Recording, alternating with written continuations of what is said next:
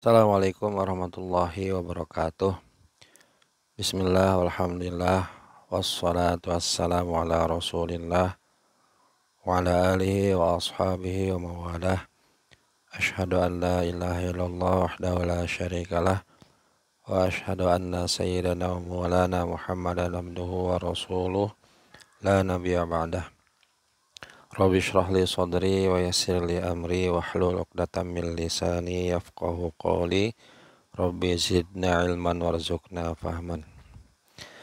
Alhamdulillah teman-teman mahasiswa, kita lanjutkan kuliah hibrid kita.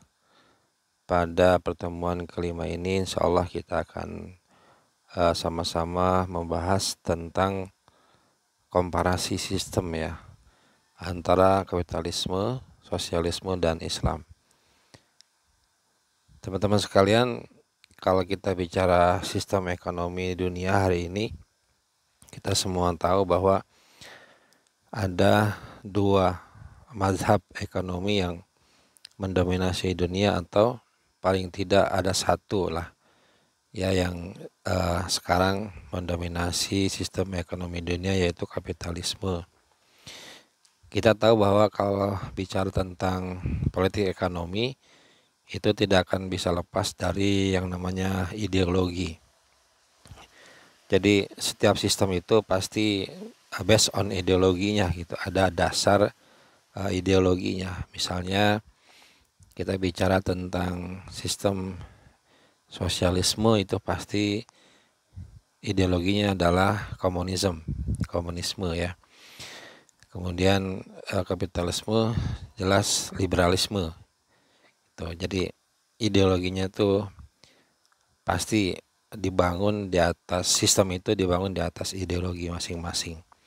Sementara kalau kita bicara Islam ya, ekonomi Islam, ya jelas ideologinya adalah syariah. Baik, kita akan melihat seperti apa perbandingan sistem antara kapitalisme, sosialisme dan Islam. Kalau kita bicara tentang definisi ekonomi, merujuk pada definisi secara bahasa dari bahasa Yunani kuno. Ekonomi itu dari kata ekos dan nomos. Ini jelas sudah familiar ya di pemahaman teman-teman sekalian, bahwa ekonomi itu adalah kegiatan mengatur urusan harta kekayaan, baik yang berkaitan dengan memperbanyak jumlah atau quantity, kemudian menjaga pengadaannya, dan tata cara pendistribusiannya kepada masyarakat. Kemudian teman-teman sekalian, kalau kita bicara ekonomi, pasti ada dua hal yang berbeda ya, antara ilmu ekonomi itu sendiri dan sistem ekonominya. Dimana kalau kita bicara ilmu ekonomi itu berarti bicara tentang pemikiran dan konsep, dan itu dibatasi pada memperbanyak jumlah dan menjaga pengadaannya. Sedangkan untuk tata cara distribusi kekayaan di tengah masyarakat itu terkait dengan sistem ekonominya ya, atau implementasi daripada ilmu ekonomi. Baik, pandangan tentang ekonomi ini ada tiga sistem ya. Kita coba lihat, misalnya ekonomi kapitalis ya, itu paradigmanya adalah materialisme. Sesuatu diukur dari materi gitu ya. Sementara sosialisme itu paradigmanya adalah dialektika ya. Jadi dia berangkat dari filsafat. Sedangkan Islam itu paradigmanya syariah. Sebagaimana kita sudah bahas sebelum-sebelumnya tentang syariah itu sendiri, bahwa syariah itu salah satu dari trilogi ajaran Islam. Islam itu terdiri dari akidah, syariah, dan akhlak. Di akidah itu kaitan dengan pondasi ya, keimanan. Sedangkan syariah itu adalah implementasi ibadah ya. Ada ibadah yang secara vertikal, secara langsung kepada Allah. Itu misalnya di dalam mahdoh ya, sifatnya mahdoh, seperti sholat, saum, ya, haji dan lain-lain yang ada di rukun Islam, termaktub di rukun Islam. Ada yang sifatnya ghairu mahdhuf atau muamalah. Nah, muamalah ini cakupannya sangat luas sekali. Salah satunya adalah ekonomi. Jadi aktivitas ekonomi itu tidak boleh keluar dari aturan-aturan syariah. Nanti terakhir adalah akhlak, di mana ini ujung atau puncak daripada keislaman seseorang itu ditentukan dari akhlaknya itu. Jadi harusnya seorang ekonom muslim itu dia berekonomi dilandasi oleh iman dan pengamalan syariat yang benar, ada aturan-aturan syariat yang diikuti, nanti akan menghasilkan akhlak yang baik. Ya. Seorang ekonom, akhlak ekonomi yang baik, ekonomi Islam. Kemudian seluruh aktivitas ekonomi dalam konsep atau pandangan kapitalisme adalah ketika bernilai materi boleh dilakukan. Jadi karena dia materialisme, apapun yang bernilai materi boleh dilakukan. Sedangkan dalam konsep atau pandangan sosialisme, seluruh aktivitas ekonomi mengikuti dialektika masyarakat yang ditetapkan oleh negara. Jadi di situ ada diskursus tentang negara. Sedangkan dalam konsep Islam, seluruh aktivitas ekonomi didasarkan pada syariat Islam. Jadi aktivitas bukan hanya ekonomi ya teman-teman sekalian, seluruh aktivitas kehidupan manusia yang bersifat muamalah, apalagi yang sifatnya ibadah, mahdhuf, yang muamalah pun harus didasarkan pada syariat Islam. Artinya syariat atau seperangkat aturan yang sudah dijelaskan oleh Al-Quran dan diterjemahkan ya penjelasannya itu oleh sunnah-sunnah Nabi dan praktek Nabi langsung dan para sahabat. Kemudian pandangan lain dari kapitalisme adalah jelas liberalisme ekonomi. Jadi dia free value, jadi bebas nilai ya, tidak ada aturan-aturan atau nilai-nilai yang membatasi, bebas ya, free value. Artinya orang boleh kaya sekaya-kayanya selama dia mampu untuk menggali atau mengeksploitasi sumber-sumber ekonomi, bebas sebebas-bebasnya gitu ya. Sedangkan untuk sosialisme itu adalah otoritarianisme negara. Jadi di situ ada peran negara yang sangat mutlak atau otoriter. Sedangkan Islam itu adalah pandangannya falah. Falah sudah kita bahas sebelumnya, bahwa falah itu adalah keseimbangan antara kehidupan dunia dengan kehidupan akhirat.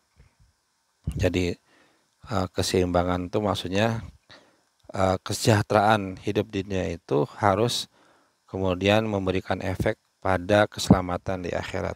Jadi here dengan hereafter gitu. Kebahagiaan itu bukan hanya untuk kehidupan dunia, tapi juga kehidupan akhirat. Artinya buat apa kemudian bahagia di dunia tapi di akhiratnya tidak selamat. Nah, konsep falah itu disampaikan atau diterapkan oleh sistem ekonomi Islam. Kita di sini melihat beberapa hal ya terkait dengan ekonomi kapitalisme. Misalnya mencapai keuntungan semaksimal mungkin dengan sumber daya alam dengan sumber daya yang terbatas, gitu. Sedangkan dalam konsep Islam kan kalau kita boleh kritik, sebenarnya sumber daya alam tidak terbatas, ya. Cuman bagaimana kemudian mengeksplorasi sumber daya alam itu, nah itu yang permasalahannya muncul. Seperti kelangkaan atau scarcity itu muncul dari bagaimana mentasarufkan atau mengelola sumber daya alam itu sendiri, bukan sumber daya alamnya yang terbatas. Artinya kalau sekarang di dunia ini ada 7-8 miliar penduduk dunia, sudah barang tentu sudah Allah sediakan sumber daya alam untuk mencukupi sejumlah manusia yang hidup di atas bumi itu, manusia dan makhluk yang lain tentu saja, ya, binatang, tumbuh-tumbuhan dan lain sebagainya. Jadi Islam tidak melihat bahwa sumber daya alam itu terbatas dalam pengertian sebagaimana yang dipahami oleh sistem ekonomi kapitalisme. Kemudian filosofi mereka adalah apa yang disampaikan oleh Bapak kapitalisme dunia, ya, Adam Smith, mekanisme pasar dimetaformosiskan dengan tangan gaib atau invisible hand, ya, yang akan mengatur bagaimana keseimbangan antara penawaran dan permintaan. Jadi hukum pasar dibiarkan bahwa nanti proses keseimbangan antara supply demand itu diserahkan kepada pasar, apa yang disebut dalam konsep invisible hand gitu. Jadi tangan goib, tidak boleh ada yang tangan zohir, kira-kira begitu. Jadi itu hukum pasar saja, biar berjalan sendiri. Di sini keuntungan dan kelemahan sistem ekonomi kapitalisme. Keuntungannya adalah kebebasan itu pasti akan mendorong kreativitas, ya. Jadi orang ketika dibebaskan akan muncul kreativitas yang dilakukan oleh orang-orang yang memang berusaha untuk mengekspor diri gitu, ya. Sedangkan kelemahannya adalah bisa terjadi eksploitasi sumber daya untuk memperoleh keuntungan tanpa mengedepankan moral. Jadi nanti yang kuat makin kuat, yang lemah makin lemah.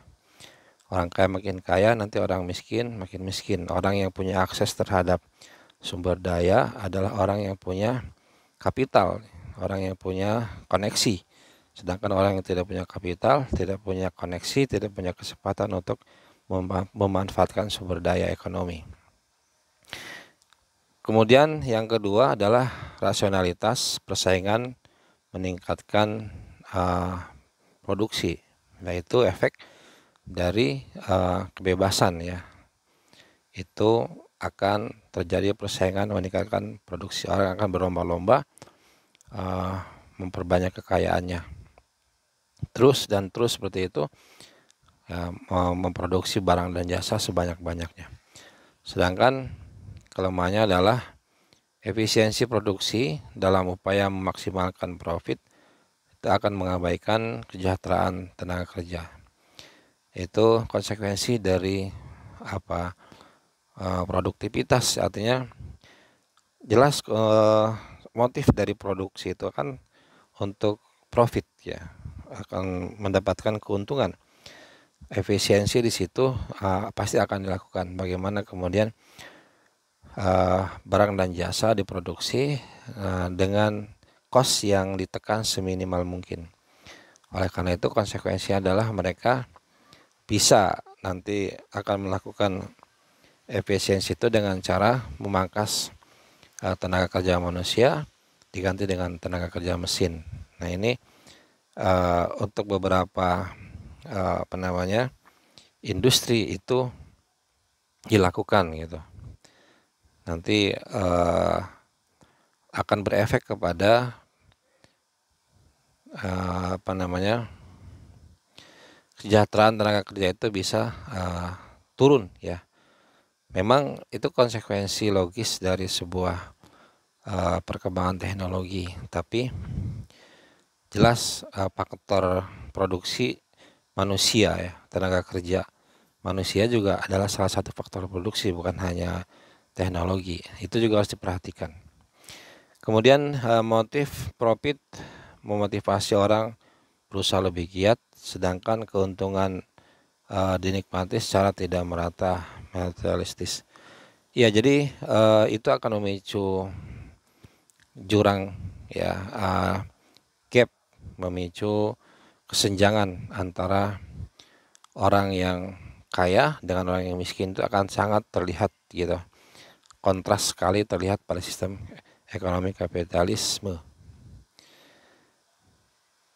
Nah kemudian kita akan melihat eh, bagaimana dalam sistem ekonomi sosialisme.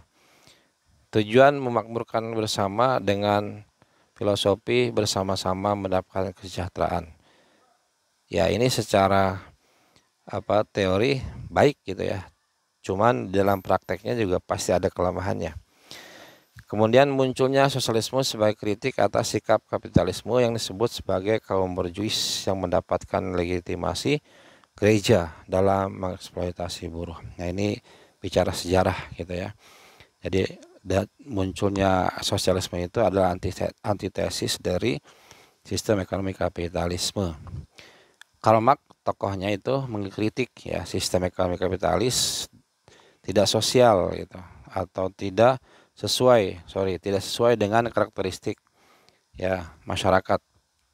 Menurut Karl Marx, alat produksi harus dikuasai oleh negara guna melindungi rakyatnya. Ya, itu teori yang disampaikan oleh si Karl Marx, bahwa dia bilang sistem ekonomi kapitalis itu tidak sesuai dengan karakter masyarakat. Dia bilang produksi itu harus dikuasai oleh negara guna melindungi rakyat. Jadi dia diktator gitu ya. Kecenderungan sistem ekonomi sosialis itu kepemilikan harta itu mutlak dimiliki oleh negara. Ya, kemudian ada kesamaan ekonomi dan disiplin politik yang menempatkan pemerintah di bawah peraturan kaum buruh. Di sini ada plus dan minusnya. Kita lihat keuntungannya apa. Warga disediakan kebutuhan pokok. Kemudian kelemahannya sulit melakukan transaksi jual beli dan lain-lain, harga ditentukan oleh negara. Jadi kebalikan dari sistem ekonomi kapitalis ya. Kalau di kapitalisme itu kan harga diserahkan kepada pasar. Di sini dikuasai atau ditentukan oleh negara. Kemudian semua permasalahan dilandaskan perencanaan negara atau didasarkan perencanaan negara, sementara kelemahannya adalah membatasi kebebasan. Produk dikelola negara itu kelemahannya mengabaikan moral. Jadi tadi saya katakan kembali kepada ideologi masing-masing ya. Kalau sosialisme itu jelas ideologinya adalah komunisme. Ya, bagaimana seorang pemimpin negara tersebut arah ekonominya ditentukan oleh siapa yang memimpin negara tersebut ya, presidennya. Misalnya untuk sistem ekonomi sosialisme ini kita lihat di beberapa negara yang ideologinya komunisme itu seperti Rusia gitu ya, Vladimir Putin, kemudian Tiongkok ya, Xi Jinping, kemudian Korea Utara ya, Kim Jong Un, terus Vietnam gitu ya, dan beberapa negara Korea Utara dan beberapa negara lain ya, itu sangat kental sekali bagaimana mereka mengatur ekonomi di negaranya. Nah, sekarang kita masuk kepada sistem ekonomi Islam. Ekonomi Islam adalah ilmu ekonomi yang mempelajari masalah ekonomi masyarakat yang diilhami oleh nilai-nilai Islam. Itu kata ahli ekonom Islam namanya M. Amanan. Sedangkan kata Khursyid Ahmad, ekonomi Islam adalah suatu upaya yang sistematik untuk memahami masalah ekonomi dan perilaku masyarakat dalam perspektif Islam. Masih banyak definisi yang dikemukakan oleh ahli-ahli yang lain. Saya sampaikan hanya ada 2 di sini. Kemudian kita lihat nilai-nilai dasar sistem ekonomi Islam gitu ya. Di sini ada 3 poin. Ada tentang al-milkiyah ya, kepemilikan, kemudian at-tawazun, keseimbangan, dengan al-adalah, keadilan. Di aspek kepemilikan ada hak pemilikan baik individu maupun umum maupun negara. Jadi kontras dengan sistem ekonomi yang sebelumnya ya, kapitalisme dan sosialisme, di mana dalam sistem ekonomi kapitalisme itu tidak ada kepemilikan negara gitu ya. Semuanya bebas masing-masing individu. Kebalikannya dari sistem ekonomi sosialisme tidak ada kepemilikan individu, ya, property right itu semua dimiliki oleh negara. Kemudian tidak ada kepemilikan individu atas barang umum. Itu dalam sistem ekonomi Islam disampaikan bahwa tidak ada kepemilikan individu atas barang umum. Seperti yang disampaikan oleh hadis Nabi, ada 3, kalau tidak salah ada 3 barang yang tidak boleh dimiliki secara individu. Ya, makanya itu harus dikelola oleh negara yang dimanfaatkan untuk hajat hidup orang banyak. Kemudian kepemilikan hanya atas manfaat, ya. Jadi atas tasarufnya gitu. Manfaat yang diambil dimiliki kemanfaatannya, bukan pada hak dimiliki. Intinya gini, kepemilikannya sifatnya relatif gitu ya teman-teman sekalian, bukan absolut. Maka di pemilikan itu pada pemanfaatannya. Kepemilikan terbatas sepanjang usia. Itu dari aspek kepemilikan. Dari aspek keseimbangannya ada beberapa poin, yaitu sederhana, hemat, menjauhi pemborosan terhadap kepemilikan dan pengolahan sumber daya. Itu tidak boleh dieksploitasi, yang boleh itu dieksplorasi ya. Jadi kalau dia tebang pohon yang mesti ditanam lagi, jadi tidak merusak alam. Perbaikan untuk keberlangsungan sumber daya alam di masa yang akan mendatang. Jadi jangan rakus dieksploitasi untuk hari ini sementara tidak dipikirkan untuk generasi yang akan datang. Kemudian aspek keadilannya adalah berarti kebebasan bersyarat akhlak Islam. Bebas, setiap individu boleh melakukan memanfaatkan sumber daya ekonomi, tapi harus ada batasan-batasan syariat.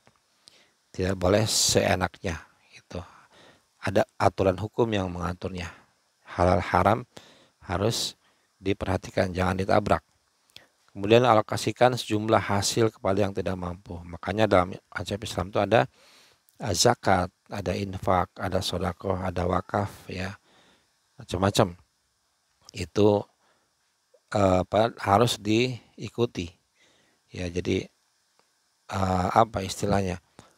Dalam Islam tuh bukan berarti orang tidak boleh kaya. Silahkan Anda menjadi orang kaya, menjadi pemilik modal, tetapi Anda juga harus berpikir bahwa di dalam harta Anda itu ada hak orang lain gitu. Hak orang lain yang Allah titipkan pada harta Anda, maka Anda harus mendistribusikannya. Makanya ada konsep zakat, ada konsep infak, ada sedekah, ada wakaf, dan lain-lain. Kebenaran, kejujuran, keberanian, dan kelurusan. Nah, itu nilai dari keadilannya. Terus kerangka kerja sistem ekonomi Islam. Di sini ada sistem kepemilikan, ada peran negara, ada peran institusi zakat, dan ada hal-hal yang dilarang. Sistem kepemilikannya manusia sebagai wakil Allah atau khalifatullah fil ard yang aktif tuh maksudnya mengelola dengan baik, memanfaatkan sumber daya alam yang sudah Allah berikan ini untuk dimanfaatkan untuk kemakmuran, ya, kemakmuran bumi, bukan untuk kerusakan, ya. Wastamarakum, isti'mar, jadi memakmurkan, bukan merusak. Tadi itu saya katakan mengeksplorasi, bukan mengeksploitasi. Diakui hak kepemilikan individu dengan cara-cara yang dibenarkan syariat. Hak kepemilikan hanyalah dalam pemanfaatan, tidak mutlak. Ada hak milik umum dan hak milik negara yang tidak dimiliki individu. Jadi nggak boleh tuh orang punya danau, orang punya gunung gitu, orang punya bukit, ya. Jadi ada beberapa sumber daya alam yang tidak boleh dimiliki individu. Nah, itu ada hak negara dan hak umum, ya. Jangan bebas mentang-mentang dia punya akses terhadap modal, dia bisa memiliki semuanya. Kemudian peran negara, pemerataan distribusi melalui sistem zakat, ya, kewarisan, pajak, ya, sistem pendidikan. Itu negara harus hadir ya dalam hal-hal yang tadi disebutkan. Terus eh, sistem zakat ya itu dilembagakan oleh negara, pajak, pendidikan dan lain sebagainya. Penyediaan sumber daya, penyediaan kebutuhan dasar minimum rakyat dan menghapuskan kemiskinan. Artinya kemiskinan yang sifatnya struktural gitu ya, itu harus negara harus hadir di situ. Kemudian memproduksi kebutuhan masyarakat atau kebutuhan umum, kemudian pengawasan pasar. Artinya di sini pemerintah harus hadir melakukan intervensi ketika terjadi hal-hal yang menyimpang di masyarakat atau di pasar, maka pemerintah itu harus hadir untuk menertibkannya. Misalnya ketika terjadi kelangkaan suatu barang di pasar itu kan akan memicu pada harga yang akan naik. Maka ketika terjadi kelangkaan itu karena disebabkan oleh economic booming misalnya, atau daya beli masyarakat lagi tinggi, maka pemerintah melakukan kebijakan ekspor misalnya, kuantitinya ditambah sehingga ketersediaan barang kembali normal dan harga akan kembali normal. Tapi kalau misalnya kelangkaan itu terjadi karena kenakalan beberapa pihak gitu ya, misalnya terjadi ihtikar atau penimbunan, maka pemerintah harus bertindak tegas di sana, bertindak untuk menegakkan hukum gitu. Jangan sampai ada orang atau kelompok yang ngambil untung dari kesulitan ekonomi. Secara umum masyarakat sulit gitu, harga naik, tapi di sisi lain ada kelompok yang justru pesta gitu, yang justru mengambil keuntungan dari penderitaan masyarakat secara umum. Dia menimbun sengaja untuk menaikkan harga. Nah ini pemerintah harus hadir di situ, bertindak secara tegas, menegakkan hukum. Nah teman-teman sekalian, pada peran institusi zakatnya, di sini dikatakan ada zakat mal ya, untuk pemerataan ekonomi. Sebenarnya zakat fitrah juga bisa ya. Zakat fitrah itu memang dalam mazhab Imam Syafi'i itu zakat fitrah itu afdolnya adalah makanan pokok. Tapi kemudian pada fatwa di mazhab fikih yang lain tuh boleh zakat fitrah itu cash dan ditasarrufkan untuk kepentingan yang sifatnya produktif, itu bisa. Artinya bukan hanya zakat mal, tapi zakat fitrah juga bisa untuk ditasarrufkan kepada para mustahik yang itu nanti tidak individu tapi secara umum untuk kepentingan yang lebih produktif gitu. Kalau yang pokok kan itu konsumtif gitu, seperti beras selesai dimakan gitu. Tapi kalau yang produktif kan bisa dalam bentuk modal kerja dan lain sebagainya.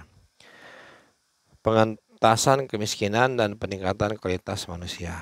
Yang dilarang adalah riba ya, atau bunga. Bunga itu bagian daripada riba. Yang dikedepankan jual beli. Kemudian maisir ya, perjudian atau gambling, spekulasi, dan goror atau uncertainty serta batil. Riba, maisir, goror, batil ini bisa kita singkat dengan maghrib gitu ya, supaya mudah menghafalnya. Maghrib, maisir, goror, riba, batil. Pilar sistem ekonomi Islam ada kepemilikan ya, jenis kepemilikan individu, umum, dan negara. Cara pemilikannya halal dan haram. Pengelolaannya, pembelanjaan, dan pengembangannya ada batasan halal haram serta distribusinya.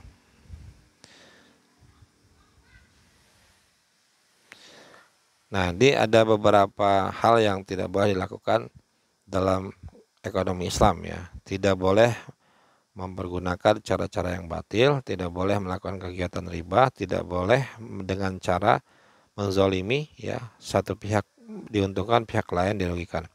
Jadi kalau untung sama-sama untung, kalau rugi sama-sama rugi, harus adil. Tidak boleh mempermainkan takaran, timbangan, kualitas, dan kehalalan. Demi mengejar keuntungan lebih, dia melakukan kecurangan. Nah itu nggak boleh. Tidak boleh dengan cara-cara spekulasi ya. Spekulasi dengan investasi beda ya. Kalau investasi ada hitung-hitungan logis dan ada risiko ya, ada risk yang akan dihadapi. Sedangkan spekulasi jelas berbeda. Spekulasi itu lebih kepada gambling gitu, untung-untungan, ya, jatuhnya judi. Tidak boleh melakukan transaksi jual beli barang haram. Jelas dalam Islam tuh ada aturan yang jelas apa yang boleh dijual belikan, apa yang tidak boleh. Harus menerapkan profit and loss sharing. Jadi PLS, profit and loss sharing, itu adalah berbagi untung ketika untung dan berbagi rugi ketika rugi. Jadi jangan boleh atau nggak boleh satu pihak diuntungkan, pihak lain dirugikan. Kemudian pengembangan jual beli tidak boleh atau tidak mengenal time value of money. Uang bisa menghasilkan uang, jelas itu hal yang sangat dilarang atau haram hukumnya. Jadi uang tuh menghasilkan kalau ada unsur ewatnya gitu. Uang dengan barang bertukar namanya jual beli. Jadi uang dengan uang tidak ada tuh jual beli uang gitu. Jadi uang itu akan ada nilainya ketika dia ada barang dan jasa. Kemudian implementasi zakat untuk distribusi dan pemerataan kekayaan. Zakat diberikan untuk tujuan pemerataan, ya. Likaila daulatan bainal aghniyai minkum. Jadi jangan sampai kemudian kekayaan itu hanya berputar pada orang-orang tertentu saja. Jadi korporasi itu nggak boleh di sini, ya. Harus pemerataan. Terus kemudian keseimbangan sektor moneter dan sektor real, ya. Itu sebagai real based ekonomi, ya. Jadi keseimbangan antara sektor moneter dan sektor. Jadi jangan timpang, sektor moneternya melambung tinggi, sektor realnya terjun bebas, itu jangan sampai terjadi. Atau sebaliknya, sektor real tinggi tapi tidak didukung oleh sektor moneter juga akan timpang. Jadi berjalan beriringan. Kemudian kalau kita coba face to face gitu, ya, atau melihat secara jauh antara ekonomi Islam dan kapitalisme. Di sini disampaikan sumber-sumber dari ekonomi Islam itu adalah Al-Quran dengan Sunnah dan ijma, ya, ijtihad para ulama. Sedangkan kapitalisme itu pikiran dan pengalaman manusia. Jadi tidak ada wahyu di sana. Sedangkan pandangan dunia dalam Islam itu berpandangan dunia holistik. Holistik itu tadi falah gitu, ya. Kesejahteraan di dunia dan kesejahteraan di akhirat. Sedangkan kalau yang kapitalis itu hanya dunia saja, sekuler. Kemudian kepemilikan individu terhadap kapital adalah nisbi. Jadi kepemilikan kita terhadap harta kekayaan itu sifatnya nisbi atau relatif, bukan mutlak. Karena sejatinya kepemilikan mutlak itu hanya pada Allah Subhanahu wa taala. Kita ini bukan pemilik yang sebenarnya. Kita hanya orang yang dititipi untuk memanfaatkan sumber daya ekonomi itu, harta itu untuk kepentingan umat, bukan untuk kepentingan nafsu sendiri.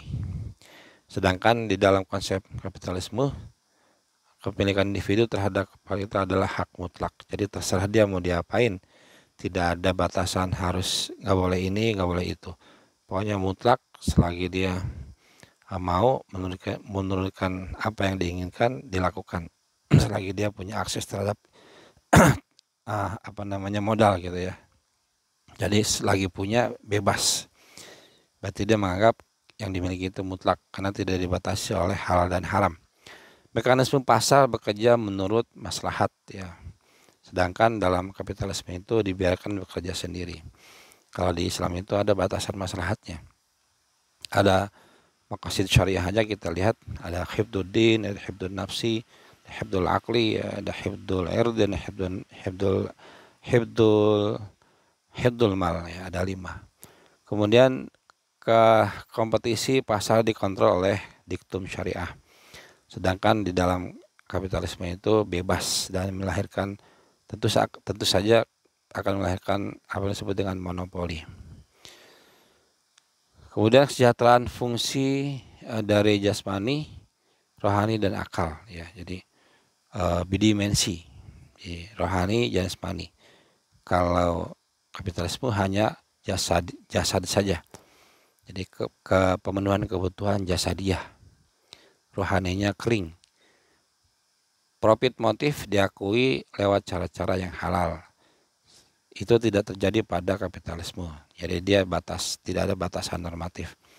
Mengakui free enterprise dalam koridor yang halal, boleh orang berusaha, ya asal ada batasan syariat yang tidak boleh dilanggar. Kalau di dalam kapitalisme free ya, enterprise tanpa batasan apapun. Selagi itu keuntungan, lanjut saja. Misalnya kalau orang cenderung senang judi, dia akan produksi itu rumah judi, perlu difasilitasi segala macamnya. Kalau orang senang mabok-mabok, dia bikin tuh produksi minuman keras. Nah, dalam Islam itu tidak boleh. Jadi free enterprise itu dalam koridor syariah ya.